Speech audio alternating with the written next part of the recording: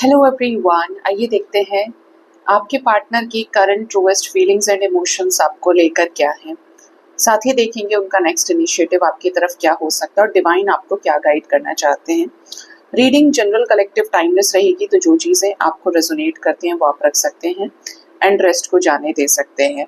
तो मैं यूज़ करूँगी ट्रू लव रीडिंग डेक को और शफल डेक से देखेंगे आपके पर्सन की इस वक्त की ट्रूएस्ट फीलिंग्स एंड इमोशंस आपके लिए क्या है। डेटिंग का कार्ड आ गया गाइस।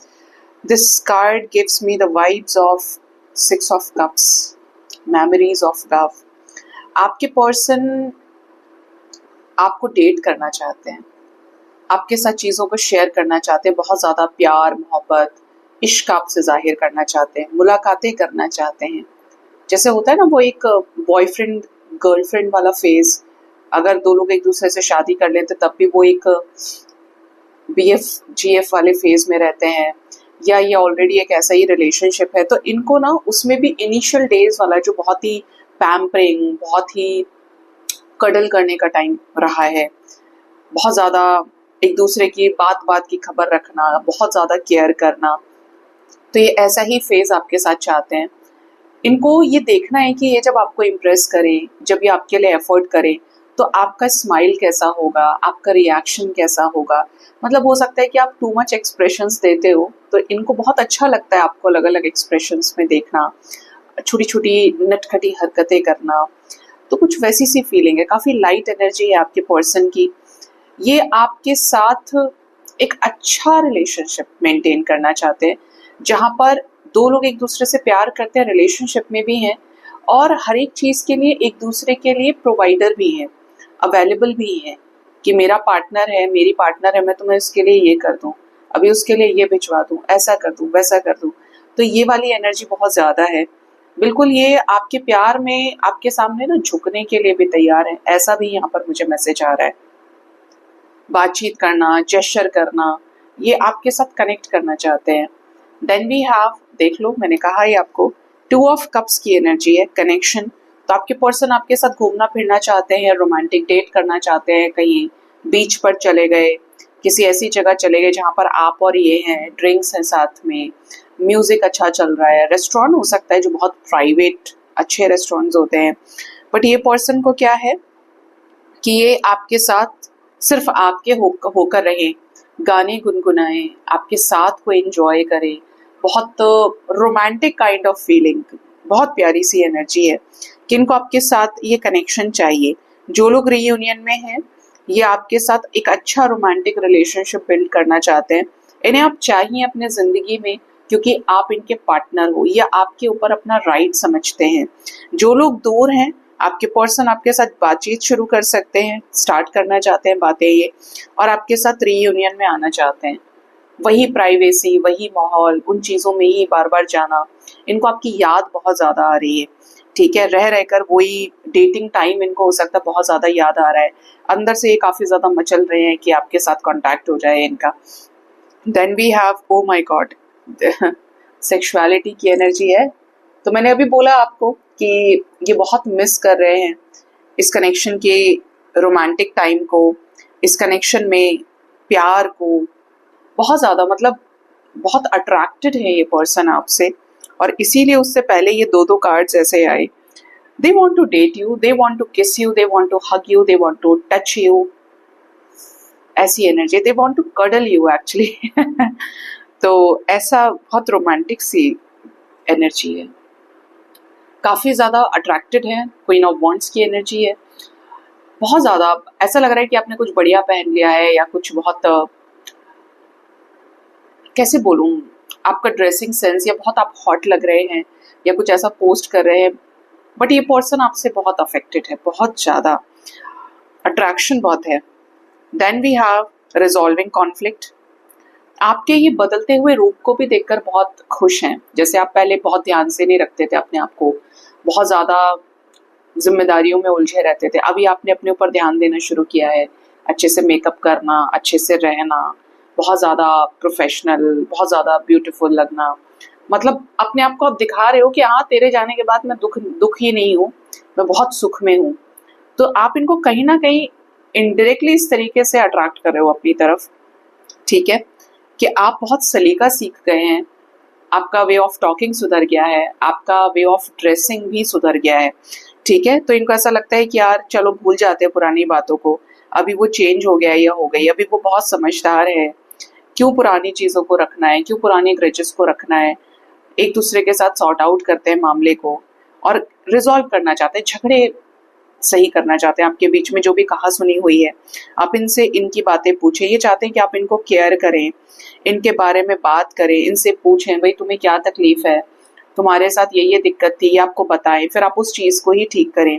ये कहते हैं कि मुझे गुस्सा बहुत आता है या मुझे गुस्सा आता है तो तुम गुस्सा मत दिलाओ, तो आप ऐसी एनर्जी में चलो ठीक है मैं भी अब अपने आप को काफ़ी संभालूंगा या संभालूंगी, मैं भी कोऑपरेट करूंगा, या मुझे ये चीज़ पसंद नहीं है, तो ये कह रहे हैं इधर से कि ठीक है मैं भी उस चीज़ का ध्यान रखूंगा या रखूंगी कि तुम्हें ये चीज़ पसंद नहीं है। तो इस टाइप की चीज़ें हैं, वही टॉपिक्स को लेकर, वही चीज़ों को लेकर जो कॉन्फ्लिक्ट का कारण है। ये पर्सन चाहते हैं कि आप इनको अपने एम्पैथ की क्वालिटी से हील करें, या आपको काफ़ी एम्पैथ देखते हैं, हो सकता है आप ऑलरेडी एक एम्पैथ है। ये चाहते हैं कि आप इनको हील करो, इनको अंडरस्टैंड करो, एक कंपैशन का भाव आपके अंदर आए। लास्ट क्या है यहाँ पर, कंपैटिबिलिटी। आप दोनों के बीच में आपके पर्सन कंपैटिबिलिटी इश्यूज को रिजॉल्व करना चाहते हैं। कंपैटिबिलिटी कैसी है कि दोनों फ्री हैं और दोनों एक दूसरे की फ्रीडम को रेस्पेक्ट करते हैं, कोई किसी को बांध नहीं रहा है। जिन चीज़ों की वजह से झगड़ा हुआ है उन्हीं चीज़ों को लेकर रोक टोक खत्म की जाए और एक दूसरे के साथ एक दूसरे की बॉन्डिंग को अप्रिशिएट किया जाए, थॉट प्रोसेस को अप्रिशिएट किया जाए, ठीक है। एलिगेशंस ना लगाए जाएं, उन चीज़ों पर डॉट ना रखा जाए।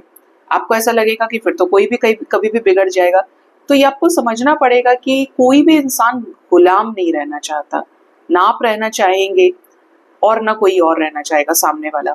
और आप यही देख लो कि जो लोग गुलामी करते हैं और करवाते हैं और जो गुलाम हो गए हैं आज उनकी हालत कैसी है।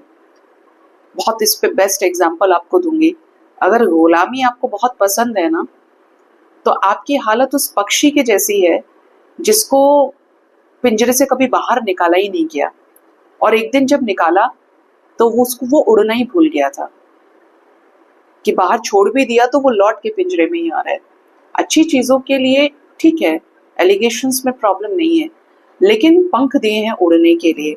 चीज़ों में, थॉट प्रोसेस में एक फ्रीडम होना चाहिए। अगर हमेशा बंधे हुए हो तो फिर क्या देखा आपने, अपनी स्पिरिट को फ्री ही नहीं किया। तो ये पर्सन कंपैटिबिलिटी इश्यूज को भी खत्म करना चाहते हैं, इनका थॉट प्रोसेस आपको लेकर खुला है, आपको जिंदगी जीते हुए देखते हैं, अलाउ करना चाहते हैं बहुत सारी चीज़ों के लिए आपको। अब देखते हैं इनका नेक्स्ट एक्शन, नेक्स्ट इनिशिएटिव आपकी तरफ क्या हो सकता है। शफल डेक से फर्स्ट कार्ड लेंगे 8 ऑफ सोर्ड्स, सेकंड कार्ड है टेम्परेंस, थर्ड कार्ड है नाइट ऑफ पेंटिकल्स, फोर्थ है 2 ऑफ कप्स, फिफ्थ है द डेविल, ठीक है। Then we have 10 of swords and we have 8 of pentacles. सबसे पहले तो आने वाले 20 मिनट्स, मुझे 20 मिनट ही सुनाई दे रहा है, अब ये किसके साथ होने वाला है आप देखिए। 20 मिनट्स, 20 आवर्स और 2 डेज तक के अंदर अंदर आपके कनेक्शन में रिकंसिलेशन हो सकता है। कुछ बातों को लेकर गर्मा गर्मी है, बहसबाजी है, तो वहां पर स्टक सिचुएशंस हील होंगी, ब्लॉकेजेस हील होंगे, इस रिश्ते में कॉम्प्रोमाइज करने की सिचुएशन आ सकती है, ठीक है। ये भी नजर आता है कि आपके पर्सन इक्वल कंपैटिबिलिटी आपके साथ शेयर करेंगे, जो भी कॉन्फ्लिक्ट्स हैं वो रिजॉल्व हों और आपके पर्सन इस रिश्ते में डेडिकेटेडली इस रिश्ते के लिए काम करे। जो भी हुआ है, बहुत बुरी तरह चीजें खत्म हुई हैं, उन चीजों पर भी ये आपको कोई क्लैरिटी दे सकते हैं। काफी ज्यादा फिजिकल अट्रैक्शन रहेगा, जैसे मैंने बोला अगेन यहाँ पर अनदर डेक से सेम ही एनर्जीज है, ठीक है। आप इधर देख रहे हैं कि डेविल भी आ गया जो फिजिकल अट्रैक्शन को डिनोट कर रहा है, 2 ऑफ कप्स की भी एनर्जी है यहाँ पे, और इधर भी कार्ड्स आपने देखे ही कैसे थे। तो यहाँ पर क्लियर एनर्जीज हैं कि यहाँ पर कुछ लोगों का एक बहुत ही रोमांटिक रिकंसिलेशन हो, बहुत ही ज्यादा पीसफुल रिकंसिलेशन हो, सोल लेवल पर आप एक दूसरे के साथ अपने सोल को मर्ज होते हुए फील करें। काफी ज्यादा एक सेक्रेड यूनियन की ही वाइब्स हैं आपके इस रिश्ते में, ठीक है। इश्यूज रिजॉल्व होना, इमोशन से इमोशंस में डील करना, एक दूसरे को रेस्पेक्ट करना, वैल्यू करना, ये सब दिखाई देता है। तो you can claim this energy. देखते हैं आपको एंजल्स क्या गाइड करना चाहते हैं। तो एंजल्स के लिए इससे बेस्ट गाइडेंस इस टेक से बेस्ट नहीं है कोई, तो लेट्स सी एंजल्स की गाइडेंस। ओके, इंटिमेसी आ गया इधर। Then we have again sexual freedom, and we have the gardener. आपको ये कहा जा रहा है कि अगर आप अपने पर्सन से प्यार करते हैं या वो बंदा आपसे प्यार कर रहा है या बंदी जो भी है आपका पार्टनर, तो वो अगर आपको कुछ चीज़ों को लेकर समझा रहा है तो उसको फॉलो कीजिए। आपके कनेक्शन में सबसे ज़्यादा इम्पॉर्टेंट होना चाहिए एक दूसरे का फिजिकल टच, एक दूसरे के साथ थॉट प्रोसेस का लेन देन, एक दूसरे के साथ एक म्यूचुअल अंडरस्टैंडिंग। अगर सिर्फ रोमांस है और कंपैटिबिलिटी कुछ भी नहीं है, तो मैंने बहुत सारे लोगों को बोलते हुए सुना है कि शादी के बाद सिर्फ चीज़ें एक जगह पर ही डिपेंड होकर रह जाती हैं जब प्यार की बात की जाती है, उसके बाद कोई कहीं है कोई कहीं है, ठीक है, या फिर नहीं है तो बिल्कुल ही नहीं है, लोग जिम्मेदारियों में उलझे हैं।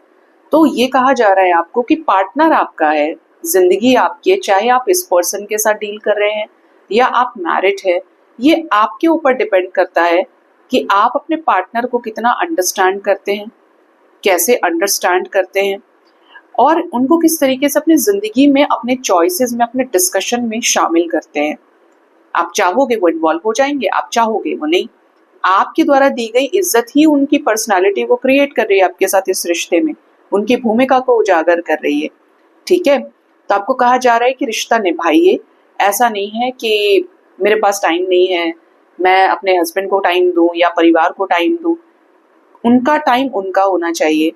उनसे भी अगर आपको यही शिकायत है तो उनसे आप कहिए कि ये जो शादी के 7 वचन लिए थे तुमने, तो उसमें ये सारे वचन क्या सिर्फ दूसरों को सेटिस्फाई कराने के लिए लिए थे या मेरे लिए भी कुछ था उसमें, क्योंकि शादी हम दोनों की हुई। तुम थोड़ा सा बैठ के समझो, समझाओ कि क्या चीज़ें इंपॉर्टेंट है। अगर 24 घंटे में से तुम पूरी दुनिया के लिए अवेलेबल हो, हर जिम्मेदारी तुम्हें पूरी करनी है, तो एक परफेक्ट टाइम को मैनेज करो कि बाकी एक उसमें से फिक्स करो वो टाइम। ये लव रिलेशनशिप वालों के लिए भी है कि कोई इतना बिजी नहीं होता कि अपने पार्टनर को इग्नोर करते और बार बार इग्नोर करे। ये याद रखिए कि जिसकी प्रायोरिटी में आप फर्स्ट नंबर पे हो, फिर कुछ भी हो जाए वो आपके लिए टाइम निकालेगा, और अगर नहीं है तो वो आपके पास आपसे बात करने से दूर जाने के लिए हर वक्त बहाने ही बनाएगा, है ना। तो प्रायोरिटी मैटर करती है, एफर्ट्स मैटर करते हैं और समय मैटर बहुत ज्यादा करता है कि आपका पार्टनर या आप अपने पार्टनर को कितना टाइम दे पा रहे हो। कोशिश कीजिए कि जो समय आपके पार्टनर का है उसके बाद आप फोन नहीं चलाएं, उसके बाद आप और लोगों को उसमें इन्वॉल्व ना करें, उनसे रिलेटेड डिस्कशन भी मत करो। पहले अपने और उनके बीच की बॉन्डिंग को अच्छा करिए, सो दैट उनका मूड ऐसा हो जाए कि वो आपकी बात को बहुत ध्यान से सुने, बहुत अच्छे से सुने। वरना आधा कलेश तो इसी ऊपर होता है कि एक ने पूरी बात नहीं सुनी और दूसरा हाहाकार कर रहा है। तो ये आपके लिए गाइडेंस है। सो गाइज, ये थी रीडिंग, अपना ख्याल रखिए। Thank you so much, bye bye, take care.